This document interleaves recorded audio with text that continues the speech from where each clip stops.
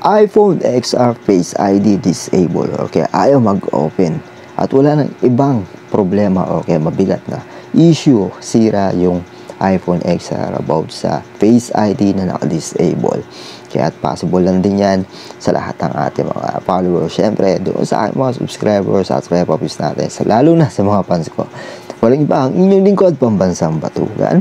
Watch na lang ninyo yung full video tutorial ko dito about sa iPhone XR naka-disable yung Face ID or kaya ayaw mag-open. And yung full video tutorial natin dito, kasama na rin yung full teardown or kaya yung paano mag-assembly, mag-disassembly ng iPhone XR. Kaya watch na lang ninyo yung ating full video tutorial. At syempre, don't forget na follow your own decision and follow your own risk. Kaya lagi nyo tatandaan yan. And don't forget na prepare niyo yung mga basic tools na kailanganin natin dito. About dito sa issue ng iPhone XR Face ID disable. Sabihin ko lang sa inyo kung ano yung naging problema nito is natanggal o kaya may loose connection sa connector ng ribbon ng Face ID na parts. Alam niyo na po yun kung ano yun kapag sinabi natin. And search na lang niyo sa ating Google. And don't forget nga pala, i-follow ang inyong lingkod, Pambansang